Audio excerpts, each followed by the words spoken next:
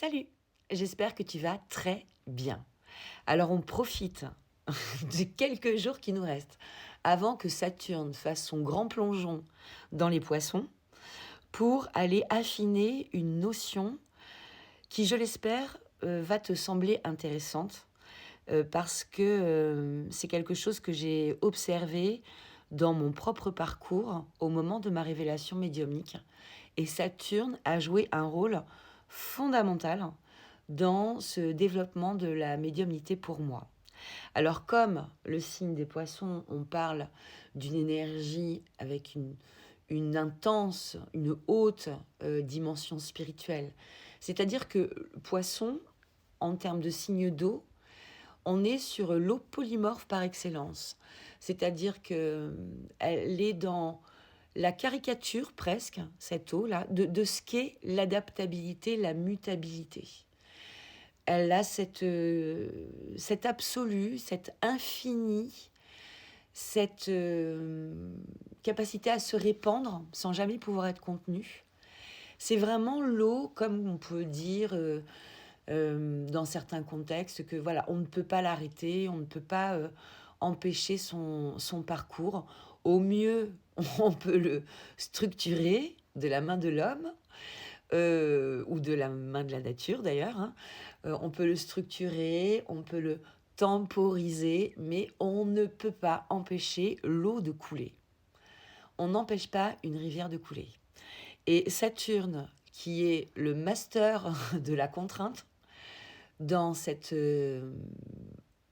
indicible océan, qui est vraiment, enfin, l'énergie du poisson, c'est une énergie, on peut barboter un peu dans le liquide amniotique, hein, dans l'eau des poissons. Donc on a comme ça un effet aussi qui est très, très attaché à Neptune, hein, de nébuleuse, de flou un peu artistique. On est sur des choses comme ça très éthérées qui peuvent être voilà, aussi bien comme l'eau, hein, de la glace, du gaz, de l'eau chaude, de l'eau froide, de l'eau claire ou pas très claire.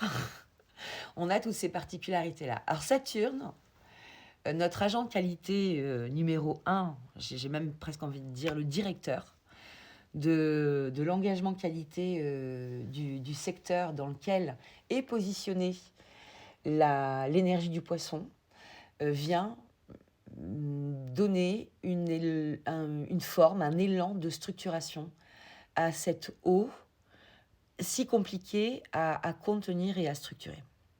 Alors, dans la dimension spirituelle du poisson, on a tous les accès à la dimension intangible. Absolument tous les accès.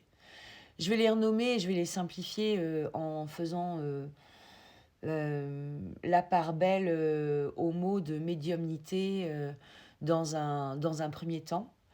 Parce qu'on va parler justement de cette extrême sensibilité, de cette extrême sensitivité dans l'énergie du poisson aux ambiances, aux environnements, à tout ce qui est vibratoire finalement, qui peut nous entourer. Alors Saturne vient donner une forme de contention à ses ressentis, vient poser presque comme un chemin, vient faire le lit d'une rivière pour permettre à cette eau de couler dans un sens qui nous soit profitable. Alors Saturne, en tant qu'éducateur, et je vais même presque dire éducatrice, parce que on va voir qu'on est sur un archétype qui est très très nimbé en fait de l'énergie féminine. Saturne va se poser du coup en éducatrice de ce sens, ce sixième sens, de cette médiumnité. Alors, les exigences de Saturne, où qu'il passe, hein, c'est la mise en place d'un principe d'intégrité dans l'approche des choses. Alors, intégrité du coup dans l'approche spirituelle, hein. D'un sens de la responsabilité, c'est-à-dire se montrer cohérent, assumant et responsable par rapport à sa démarche spirituelle. Donc il y a ces plans-là qui sont extrêmement prégnants. Et son boulot, en fait, pendant les 3 ans où il va cheminer dans ce signe du poisson, mais c'est ce qu'il fait aussi partout, hein, il va venir aider une forme de conscience individuelle à grandir en nous. Une conscience individuelle qui va se porter vers la recherche du positionnement le plus juste, de l'action la plus juste. Et la plus juste selon plusieurs principes. La plus juste par rapport au plan du coup d'intégrité qui va être valorisé selon après chacun, ça va être des dimensions personnelles. Quelle est notre propre définition de l'intégrité pour nous? Comment on s'en empare? Comment ça nous parle pour nous? Où se nichent nos valeurs d'intégrité? Donc ça, c'est à chacun de s'emparer de ces questions-là et de regarder ce que c'est pour nous, ce que c'est pour moi, ce que c'est pour toi, quelqu'un d'intègre. Est-ce que j'ai des exemples sous les yeux? Est-ce que je connais des gens pour lesquels je salue une intégrité? Alors, à pas aller confondre après avec de la rigidité, hein, qui est l'expression de polarité excessive, en fait, de Saturne, mais vraiment l'intégrité, ce respect des règles importantes, on va dire. Et dans cette recherche de l'intégrité la plus juste pour chacun de nous, en fait, on va nécessairement croiser à un moment donné, non seulement nos valeurs personnelles, mais dans le signe du poisson, toutes les valeurs de l'humanité. Et là, on intervient dans un champ multidimensionnel où on a, alors on peut déjà avoir les doigts dans la prise, hein, comme je dis, mais on a la possibilité, dans cette réflexion et dans cette recherche d'intégrité, d'accéder à une vision de l'humanité qui nous fasse prendre conscience du plus large champ dans lequel se pose notre responsabilité individuelle. Et s'il y a un domaine, je trouve, dans lequel cette conscience-là est absolument nécessaire et elle est belle et elle est noble et je salue tous ceux qui développent cet axe-là de leur pensée, de leur positionnement, parce que je sais que c'est un travail, parce qu'on peut parler de travail, qui n'est pas simple à faire. Parce que Saturne, il nous stoppe, il nous bloque, il nous frustre, il nous contraint, il nous oblige à. Saturne, c'est très clairement le passage à un examen dans lequel tu vas pouvoir éventuellement upgrader le niveau supérieur. Et comme dans tout passage et dans tout examen, dans l'expérience de la vie saturnienne, si tu n'es pas au niveau de l'attendu énergétique, eh bien tu es recalé. Alors tu es recalé, heureusement, toujours, parce que l'univers a cette clémence que n'a d'ailleurs pas toujours l'homme, et qui serait intéressant de développer aussi à l'occasion de ce transit en poisson, hein, qui parle de ces valeurs-là aussi. L'univers a la clémence de nous proposer plusieurs essais, et autant d'essais que nous en aurons besoin. Le truc, c'est que parfois, entre ce qu'on pourrait appeler un échec personnel et une opportunité, on met trop de différences et on a du mal à aller tirer opportunité de nos échecs. Parce que toujours la même chose, hein.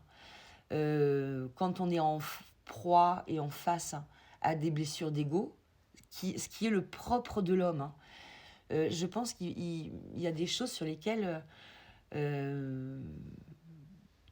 parfois il faudra remettre un peu le compteur à l'ajustement. On est tous, mais vraiment tous, en expérience avec des échecs. Il n'y a pas une seule personne sur Terre qui n'est pas en expérience avec un échec. Et cet échec, ou ces échecs, et ces multiples échecs, sont la base même de notre construction saturnienne. Je vais te prendre un exemple plus en lien avec le développement de l'être humain et l'intervention de Saturne à ce moment-là.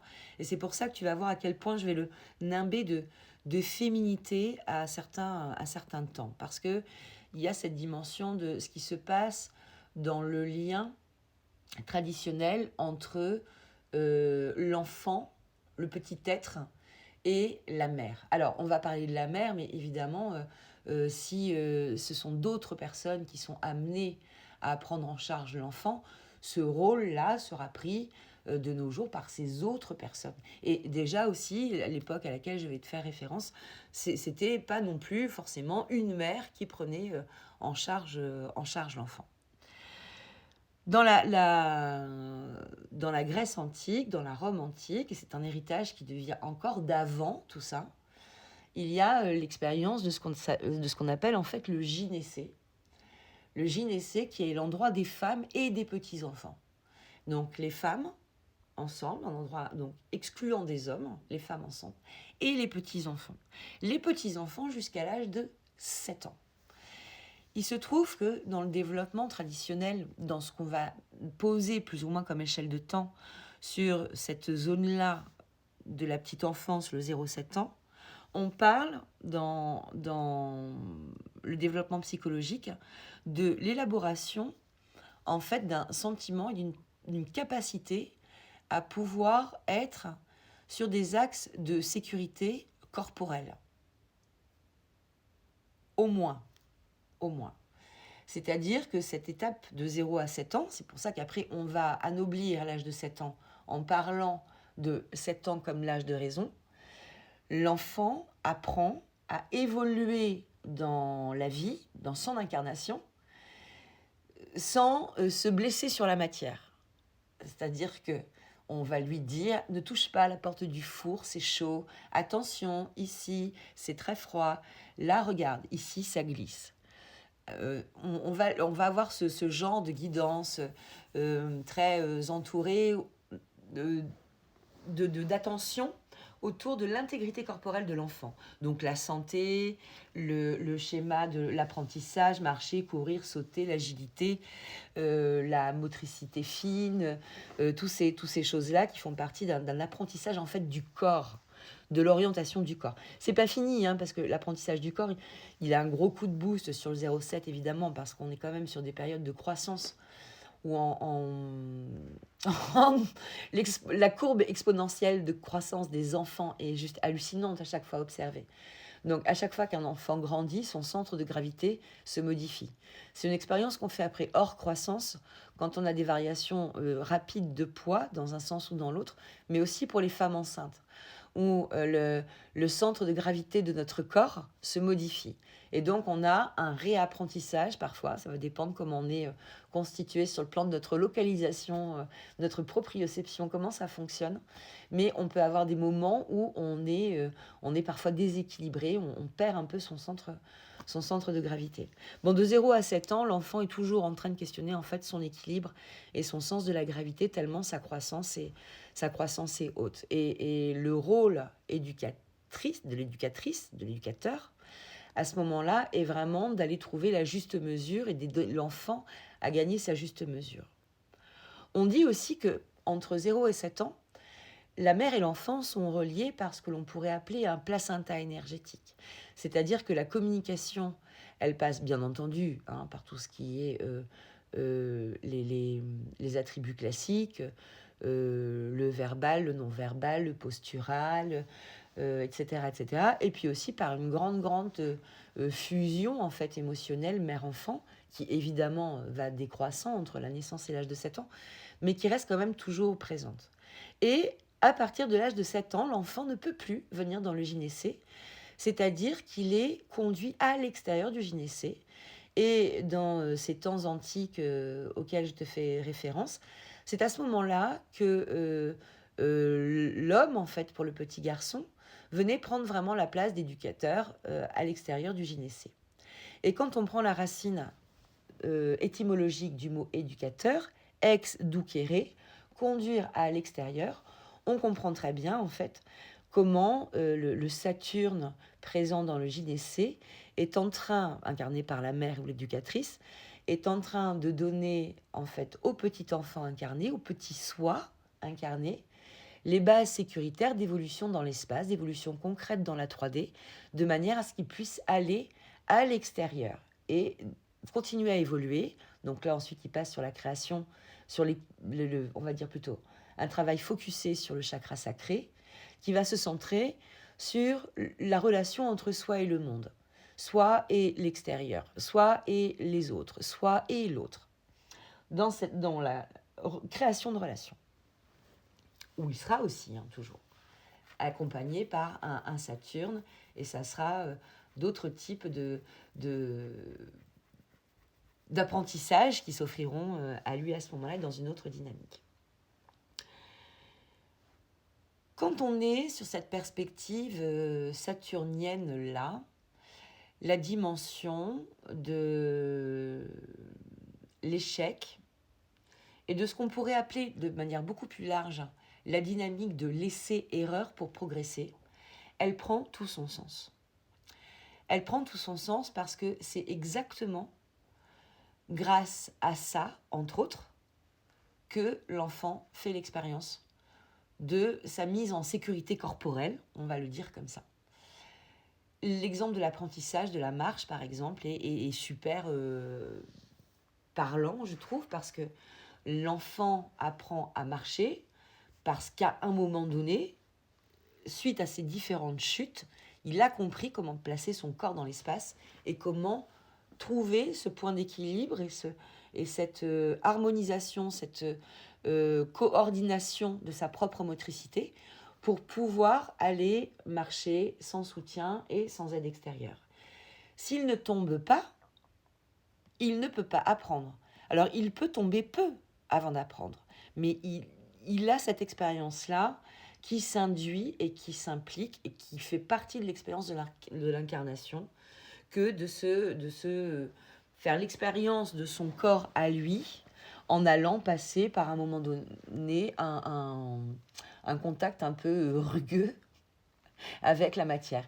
Je ris parce que je me rappelle d'une conférence que j'avais vue.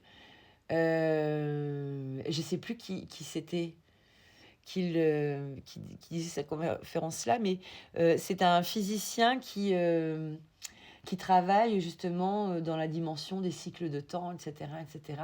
Et il explique qu'un jour, dans toute cette réflexion qu'il avait autour de la matière, de l'impact de la matière, etc., il a eu un accident de scooter et qu'il a regagné la matière vitesse grand V avec des belles plaies sur la peau, rien de trop grave, hein, heureusement pour lui, mais des belles plaies sur la peau, et qui s'est bien rendu compte là, de ce qu'on pouvait appeler éventuellement aussi un mur saturnien, c'est-à-dire que tu vas pas dans la bonne direction, là tu vas être arrêté net. Alors fort heureusement, ça prend pas toujours ce même aspect accidentel, là, comme celui que je te donne là, mais il y a toujours un truc qui vient de faire toucher un aspect assez rugueux de la matière avec Saturne, et qui peut venir poser un voile un peu terne sur notre expérience 3D, mais qui, tu vas voir, est quand même très en lien avec quelque chose de beaucoup plus joyeux derrière, enfin que moi je trouve beaucoup plus joyeux, que j'ai pas toujours trouvé beaucoup plus joyeux, hein, mais aujourd'hui j'embrasse cette énergie-là avec, oui, avec beaucoup de sourire, beaucoup de sourire. Ce contact à la matière un peu rugueux, c'est un puissant enseignement qu'on a à ce moment-là. Et dans le signe des poissons, tu comprends bien que Saturne ne va pas trop nous laisser le choix que d'aller poser des conducteurs, hein, comme éducateurs, pour qu'on puisse aller faire quelque chose d'assez précis de cette spiritualité, de ce que l'on capte et de ce que l'on ressent, et pouvoir organiser cette chose précise que l'on va en faire. C'est pour ça que je te parlais dans du précédent podcast de la mise en place de nos rêves, hein, parce qu'il y a ça ici aussi que l'on peut faire avec Saturne, et il y a aussi toute la perception justement de ces antennes cosmiques, invisibles que nous avons tous et qui va arriver. Alors, pour beaucoup de personnes entre nous là, on a tous une intuition à laquelle on prête plus ou moins d'attention, qui est plus ou moins, on va dire, un outil de notre quotidien, parfois pas du tout.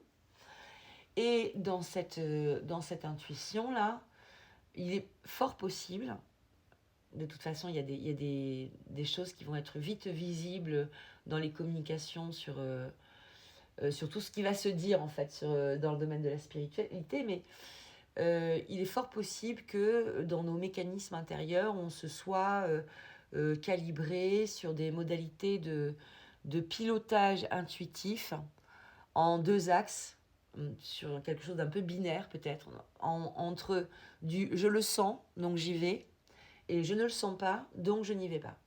Je le sens, j'agis, je le sens pas, j'y vais pas. Et on va toucher un peu les limites de ce système. Alors, cette dynamique d'entrer dans la vie, de prendre connaissance de la vie sur le je le sens et je le sens pas, elle est intéressante. Elle est d'excellents, comment dirais-je, conseils dans certains points précis de la vie, à certains moments aussi de la vie. Mais on va être clair, c'est quand même un peu juste une entrée en matière. On va au-delà de ça. Saturne, il exige au-delà du je le sens ou je le sens pas pour la médiumnité. Saturne, en termes d'agent qualité, de directeur qualité, il a besoin que nous établissions tous une forme de référentiel. Et tu vas voir que le vocabulaire que je vais utiliser, il va t'amener sur une dimension qui n'est pas trop spirituelle. Il a besoin qu'on mette en place, du coup, une forme de démarche qualité intérieure pour gagner notre intégrité par rapport à ce que l'on ressent sur les captations médiumniques qu'on peut avoir, de mettre un référentiel en place, c'est-à-dire qu'on soit capable d'estimer l'intensité de nos ressentis, ensuite peut-être de les qualifier, d'aller les normer, de pouvoir constituer finalement comme une sorte de catalogue intérieur, un pantone de nos différentes couleurs vibratoires que l'on ressent, avec, tiens, telle nuance, ça me fait penser à un héritage familial. Quand je vois ces mots-là, quand je vois ces codes-là, quand j'entends ça, on me parle de ça. Si tu es thérapeute, par exemple. Et sur le plan individuel, pour nos évolutions personnelles à tous, c'est attends, là je le sens, mais pourquoi je le sens? Je le sens parce que je le connais déjà. Si je le connais déjà, oui, alors je sens un truc, je le sens. C'est clair, c'est familier. Du coup, je parle de quelque chose qui est une zone de confort. De quelle zone de confort suis-je en train de parler? Est-ce que je parle de quelque chose que je connais dans le passé parce que c'est rattaché, et tu sais que j'aime beaucoup fonctionner avec cette dimension-là, mais c'est rattaché à une expérience karmique, c'est rattaché à une expérience de mes aïeux, ancestrale, familiale, c'est rattaché à une expérience tribale de mon clan, de ma famille réseautée, de ma tribu. Qu'est-ce que c'est? Qu'est-ce que c'est qui me fait dire que je le sens ou que je ne le sens pas? Et pourquoi Saturne va avoir de l'exigence par rapport à ça? C'est parce que 9 fois sur 10, quand on le sent, et quand on en est là, en fait, sur notre capacité d'action et capacité de prise de décision, et quand on va agir parce qu'on le sent, on est en train de faire un appel à des circuits neuraux à l'intérieur de nous qui sont déjà ouverts. Ça veut dire qu'on n'est pas en train de faire une expérience nouvelle. Ça veut dire que dans la situation dans laquelle on s'engage, on va se retrouver en face de choses qu'on a déjà vécues, pour lesquelles on a toujours évidemment une possibilité d'évolution, mais on va porter le regard pour comprendre où sont les possibilités d'évolution. Parce qu'on n'est pas en train de rejouer un truc pour rejouer un truc et pour rejouer un truc. C'est-à-dire que si tu as en mémoire une situation similaire, je vais te prendre un exemple, par exemple, un exemple qu'une jeune femme en consulte m'a partagé il y a quelque temps. Elle travaille dans un milieu qui est plutôt un milieu très très masculin, et elle a une opportunité, là, une grande entreprise qui vient faire appel à elle pour ce qu'on pourrait appeler une forme de capsule, un travail très particulier. Et cette entreprise-là est illustrée en fait par l'image d'une femme extrêmement sévère, extrêmement exigeante. Un peu ambiance, le diable s'habille en Prada, tu vois. Forme Capricorne, Capricorne glacial à fond, tous les archétypes de polarité dans ce sens-là. Et elle est plutôt sur une dynamique balance. C'est-à-dire que bon, elle a cette cardinalité en commun avec cette femme et elle va être vraiment sur une grosse recherche en fait d'harmonie, de conformité, etc. Et elle sait que derrière la femme qu'elle a en face d'elle risque d'être rude par moment et rude par rapport à par rapport à ce qu'elle veut faire. Elle sait que le challenge il est dur. Elle le sait. Elle a ce premier réflexe lui fait dire non, j'y vais pas, j'y vais pas.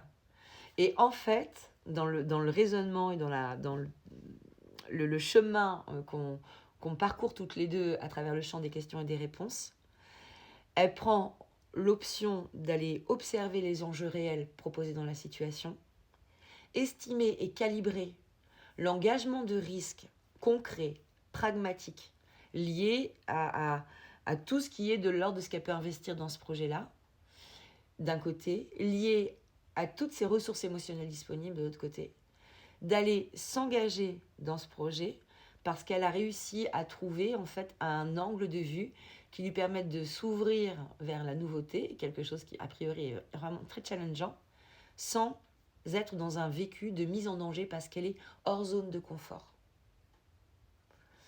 Et cette situation-là, il y a 1 an, de sa bouche, c'est elle qui le dit, elle posait même pas une question quand on lui faisait l'évocation et elle allait directement décliner. Elle n'aurait pas décliné dans l'instant parce que dans son respect de diplomatie, elle n'aurait pas dit non tout de suite, mais elle aurait laissé passer 1 semaine et elle aurait donné une réponse polie se retirant du projet. Bon, elle se propose une opportunité, mais en conscience de ça. Eh bien, l'apport de Saturne vis-à-vis de la médiumnité, c'est ça. C'est-à-dire que tu as ça. Parfois, tu peux être effrayé parce que tu ressens, parce que justement, ça n'a pas de forme. C'est ce polymorphisme de toutes ces dimensions, de toutes ces formes de sensitivité qui peuvent exister, qui peuvent être effrayants. Ça peut être tu sais, c'est comme ces aliens là, ces trucs mutables là qui changent tout le temps. Ça peut être très troublant, très déstabilisant de sentir comme ça beaucoup de choses sans que tu aies forcément des éléments tangibles à te mettre en face des yeux. Ça peut être très très troublant. Et ça demande du courage en fait et de la responsabilité par rapport à ça. Et ça va être un peu le chemin de Saturne pendant ces 3 premières années de venir proposer de recevoir correctement l'information. Et alors, on a toujours une alchimie astrale qui est super intéressante. C'est que Mercure, dans les différents périples qu'il va faire dans les mois, les années qui viennent, va venir nous permettre d'intégrer sur un plan conceptuel, intellectuel et racinairement dans notre état d'esprit cette structuration qui passe un peu au forceps dans un premier temps avec Saturne qui va arriver comme ça. Alors, 3-4 petites choses pour essayer de tirer meilleure partie de ce transit, mais ça va nous suivre, on va revenir dessus. Je suis en train d'établir un dossier complet en fait sur la structuration de la médiumnité, comment tu fais avec tes perceptions et surtout en première intention, comment tu mets ces perceptions-là à ton service. Tu es ton premier cobaye. Saturne, de toute façon, c'est toujours ce qu'il va te dire. C'est essaye les choses sur toi. Ça va être des formes de développement de l'intégrité aussi qui vont venir arriver. C'est commence. Tu sais, c'est cette phrase de Gandhi, de Bouddha, pardon. Commence, ou je ne sais plus lequel. Alors, tu corrigeras pour moi. Si tu veux voir le changement dans le monde, commence à incarner toi-même ce propre changement. Donc accepte de retravailler ce plan-là. C'est super quand on a de l'intuition, on peut être sur des choses où tout est très fluide, etc. Mais questionne-toi sur à quel moment vraiment tu sors faire l'expérience à l'extérieur du gynécée. À quel moment tu vas à l'extérieur du gynécée? À quel moment tu vas à la découverte du monde avec ta médiumnité? Et prends le train, prends le truc, essaie de voir cette structuration-là. Évidemment, je te parle de ça parce que c'est un écho très très fort avec ma propre expérience et je vais te parler brièvement de comment je fais mon expérience de révélation médiumnique parce que Saturne est hyper présent en fait dans ce chemin, il est toujours bien sûr et il le sera aussi toujours après. Pour toi, si tu ne l'as pas encore contacté dans cette sphère-là, mais euh, comment dire Comment dire Quand, j'accueille Saturne sur mes codes médiumniques, et pour faire très rapide, Poisson est un code médiumnique, sur mes codes médiumniques à moi, il y a tout est comment dirais-je, en contrainte pour moi. C'est-à-dire que tout est en oppression. Je ne peux pas avancer un pas sans me prendre un truc dont je ne sais pas d'où il vient. Mais en fait, de chaque chose qui va intervenir, ça va m'appeler à des questionnements introspectifs profonds. Et alors, au début, les questions introspectives, elles sont carrément pas cool parce que je fais face à un événement dans lequel je suis obligée d'aller me poser des questions douloureuses sur moi-même, et notamment sur mes valeurs et sur ce que... sur est-ce que je suis gentille ou pas? Je pourrais te le traduire comme ça. Ça pourrait être la question de fond. Mais c'est une question, je te le dis ici avec le sourire, mais en fait, c'est une question qui est très sérieuse. J'ai des comités de copines qui sont à mes côtés en soutien, qui sont en train de me rassurer parce que je suis dans une période où mon estime de moi-même est alors vraiment pas très lourde, quoi. Et beaucoup, en fait, de personnes de mon entourage vont s'avérer être euh, de merveilleux réconforts et vont prendre aussi leur place saturnienne en me remettant aussi parfois un peu les idées en place sur de l'auto-apitoiement, ce qui fait partie aussi des choses qu'on peut trouver dans le signe du poisson. Mais pas que, hein, tout le monde peut se le faire un coup. Et d'ailleurs, c'est quand je parle d'énergie du poisson, je ne parle pas que si tu as ton soleil en poisson. Si tu as la lune en poisson, si tu as l'ascendant en poisson, si tu as Neptune en poisson, Jupiter en poisson, si tu as des énergies fortes dans le signe du Jupiter, milieu du ciel en poisson, tu es concerné. Et de toute façon, tout le monde par défaut est concerné par toutes les énergies du zodiaque. Donc, joue le jeu de l'intégration, même si tu te sens loin de l'énergie poisson. Parce que moi, je peux te dire, je me sentais plutôt très loin de l'énergie poisson et j'exerçais plutôt une forme de contrôle sur ma vie. C'est-à-dire que j'avais des gros enjeux par rapport au temps, et ça aussi, c'est un enjeu saturnien, avec un travail extrêmement prenant qui me consommait beaucoup de mes ressources. 2 enfants en bas âge, avec du coup les exigences inhérentes à ce postulat-là de vie de famille, et de l'ambition, ce qui fait que j'allais aussi, j'étais quasiment tout le temps dans des cycles de formation. Ce n'était pas des formations institutionnalisées, c'était des formations personnelles de mon propre côté. Et j'avais du coup mis en place un certain nombre de stratégies de fonctionnement au sein de mon foyer pour pouvoir disposer de mon temps. Stratégie juste qui n'a jamais fonctionné. Hein. Je le précise aujourd'hui, toutes les stratégies que j'ai essayé de mettre en place à l'époque n'ont pas fonctionné. Et j'en ai essayé plusieurs. Aujourd'hui, elles fonctionnent. À l'époque, elles n'ont pas fonctionné. Mais parce qu'entre à l'époque et maintenant, il y a aussi Saturne qui est passé. Dans ce contexte-là, un jour où je suis toujours très focusée, parce que ça fait partie des éléments qui sont importants aussi à voir, c'est que on a besoin d'être hyper concentré sur des plans de notre vie pour pouvoir basculer dans ce que j'appelle l'état de flow. Enfin, ce que j'appelle, je ne suis pas la seule à l'appeler comme ça, mais j'avoue que les définitions me parlent moins que ce que je ressens en réalité de ce que c'est le flow, quoi. Si tu veux, quand tu es hyper concentré, à un moment donné, cette hyper concentration, elle se transforme comme une zone de transe. C'est une expérience que tu peux faire dans plein de domaines. Alors évidemment, dans la dimension artistique, à 2000%, tu peux toucher, connecter cette forme de transe. L'écriture, voilà, moi c'est une expérience que je fais, ça beaucoup dans l'écriture, mais aussi dans la chanson. Tu essaies de faire, tu veux reproduire une note, ou tu veux raconter quelque chose, et à un moment donné, tu peux avoir un départ qui peut être un peu laborieux, tu t'y remets, et paf, il y a un truc qui se passe en toi, c'est-à-dire cet hyper focus, cet effort concentratif, hein, je vais l'appeler comme ça, je fais plein d'erreurs de...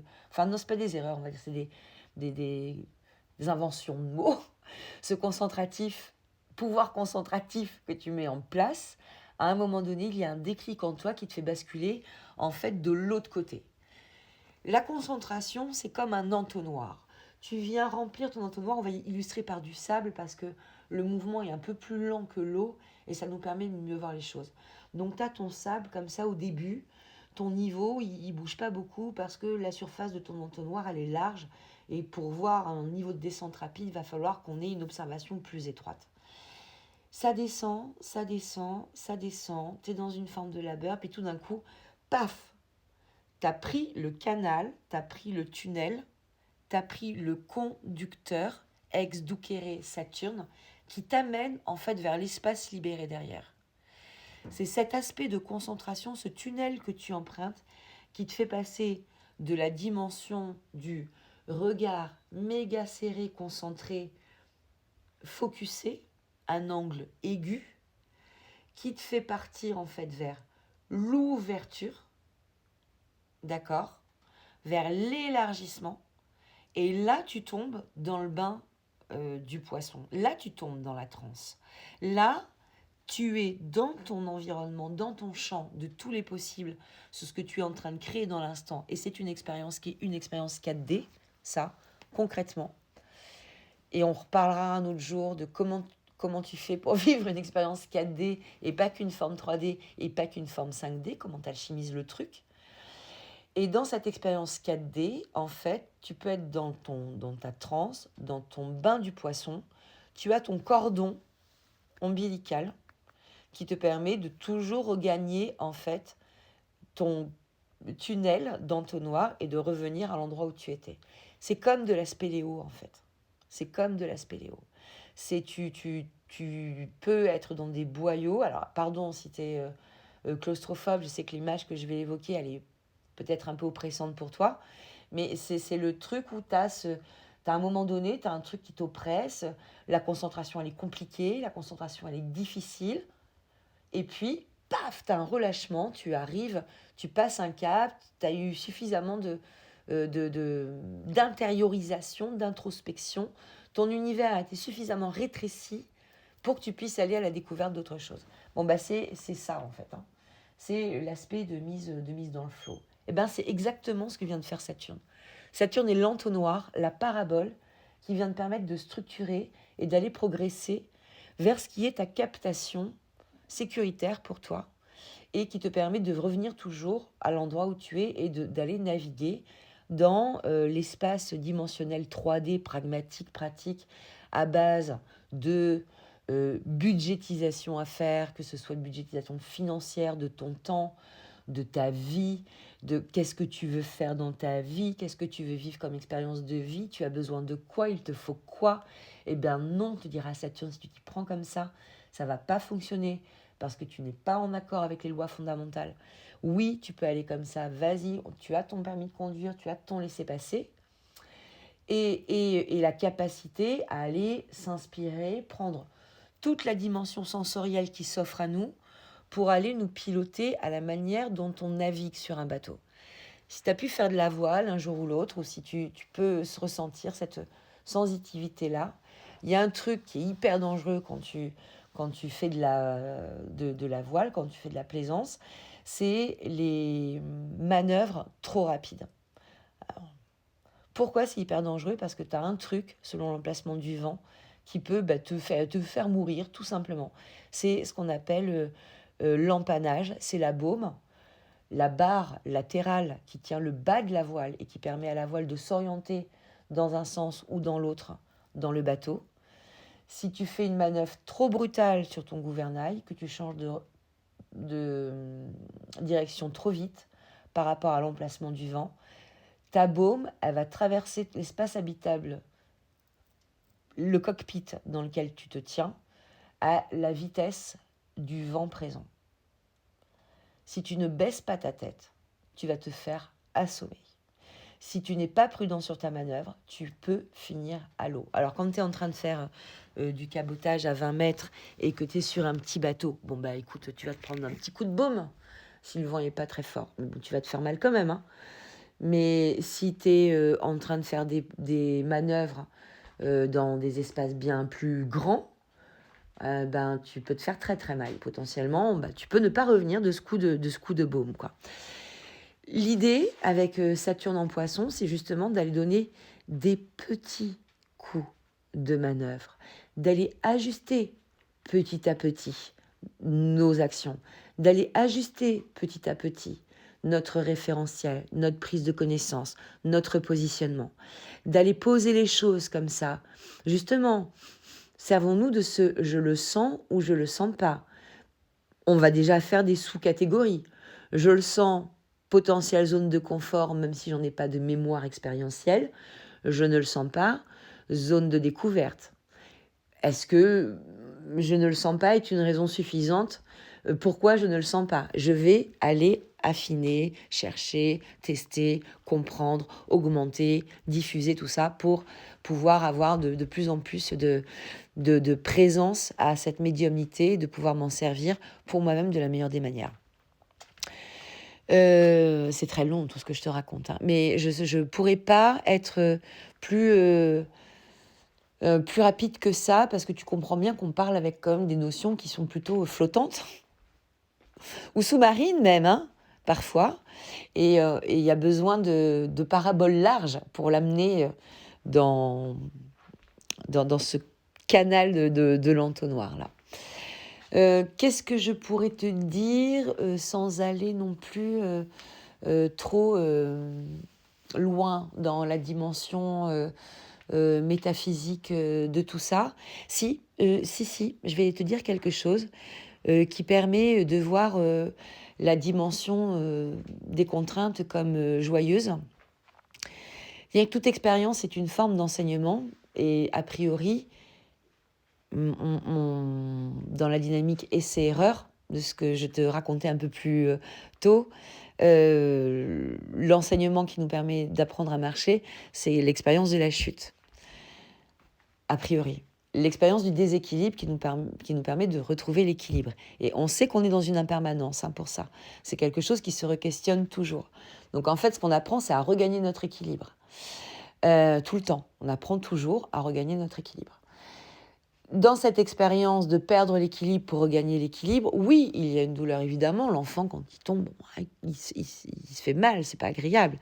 Alors, on n'est pas forcément sur des enjeux de douleur incommensurables, mais on doit se frotter à la difficulté, mais voilà, il y en a marre, quoi, de se casser la figure comme ça tout le temps. J'ose pas dire de gros mots, des fois je sortirais bien un truc, mais je sais pas trop sur les niveaux de censure comment ça se passe, mais j'ai des idées pourtant de temps en temps. Et sur ce truc de se dire, bon, vraiment, il y en a ras-le-bol, j'en ai marre, je suis toujours en train de tomber, gna gna gna gna. Bon, faut au moins être dans ce registre-là, un peu, pour vraiment aller apprendre le sens de la marche. C'est bon, maintenant, faut que j'y arrive, quoi. Faut que je passe à autre chose. L'action, quoi, la dimension, j'accepte, hein, j'accepte de mobiliser en moi ces ressources-là qui me sont nécessaires pour aller garantir mon équilibre. Eh bien, quand on tombe, on peut, évidemment, en soignant nos blessures s'il y en a, aller aussi remercier l'expérience de la chute, l'expérience du mur, l'expérience de la contrainte, l'expérience de l'échec, ce que l'on disait tout à l'heure, qui vient nous donner des informations supplémentaires dont on peut se resservir. À titre d'exemple ou à titre de contre-exemple. Tiens, quand j'ai essayé de mettre ça en place, jusqu'à ce moment-là, ça s'est bien passé, donc je peux conserver cette dynamique et cette démarche. Par contre, quand je suis arrivée à cette étape-là, là, j'ai fait ça, ça ne s'est pas passé, il va peut-être me falloir essayer de faire autrement. Et ça, pour tout, que ce soit un projet pro, un challenge sportif, que ce soit... Oui, parce que dans le sport aussi, il y a cette forme de transe, j'ai oublié de le dire. Mais enfin, dans plein d'activités. Dans le tricot, par exemple, il y a ces formes de transe. Dès qu'on va être sur des actes qui demandent concentration, précision, une part de notre ego, de notre aspect mental est tellement occupé à tenir cette distance-là que finalement, il nous lâche un peu la grappe sur d'autres espaces et il nous permet de capter mieux. C'est comme ça que je pourrais un peu le résumer dans cette idée du flow. Saturne et son expérience et son enseignement, enfin, c'est quand même juste énorme, hein. Tu sais, quand on parle des recettes de grand-mère qui se transmettent de génération en génération, on parle d'une dimension saturnienne. Quand on est en train de regarder dans notre cuisine le plat, la casserole, la cocotte qui existe ou qui est comme celle qu'il y avait il y a 30 ans, 40 ans, 50 ans dans la cuisine d'une grand-tante ou d'un papy ou d'une mamie, on est là-dedans. C'est-à-dire qu'on a une expérience de ce karma de... Comment dire, la structuration saturnienne des vieilles femmes, elle passe souvent par le pot de la cuisine. Et dans le pot de la cuisine, dans la casserole de la cuisine, dans ces recettes, il y a tous les essais-erreurs de nos grands-mères et de nos anciennes. On n'arrive pas au pot-au-feu de Mamie Huguette, par exemple, sans avoir fait un pot-au-feu raté, peut-être une fois, ou sans avoir upgradé le pot-au-feu qui existait précédemment. D'accord? Il y a des recettes comme ça singulières, des enseignements singuliers. Nos mères, nos grands-mères ont appris à se tromper et dans les recettes familiales, c'est le fruit. Ça a beaucoup de valeur, hein, un cahier de recettes. Je dis pas ça, j'aime bien cuisiner, mais je suis pas j'aime beaucoup cuisiner, mais je ne serai pas une aficionados à aller faire des ateliers de cuisine, par exemple. J'aime beaucoup faire ça toute seule dans ma cuisine. Mais le cahier de recettes, je te jure, réfléchis à ça. Il y a un truc très, très karma de la lignée féminine, du karma des femmes dans la transmission des cahiers de recettes. C'est comme un grimoire, un cahier de recettes. Et donc, il y a la médiumnité là-dedans. Et il y a aussi, parce qu'il y a de l'intuitif dans le sensitif, de la recherche du goût, hein, et il y a de l'essai-erreur qui permet d'arriver jusqu'ici. Donc, on est sur des choses pérennes quand Saturne s'en mêle, sur des choses qui traversent le temps, qui traversent les dimensions du temps. Et tout ceci, je pense, nous amène sur un transit de Saturne en Poisson, certainement très éprouvant émotionnellement à quelques instants, mais d'une richesse et d'une profondeur dont l'humanité devrait vraiment s'en sortir grandie. Et tu le sais, à travers tout ce que je viens de te dire, pour grandir et pour justement s'améliorer, eh ben, il faut parfois se prendre les pieds dans le tapis. Donc c'est aussi ce qui peut se passer. Mais restons dans nos espaces évolutifs plutôt que d'aller observer les espaces involutifs et nourrir des peurs qui n'auront pas beaucoup d'intérêt, si ce n'est que de nous consommer de l'énergie dont nous avons besoin pour autre chose. On parlera des peurs bientôt, parce que c'est important aussi. Et qu'il ne s'agit pas de ne pas les voir, hein, il s'agit pas de...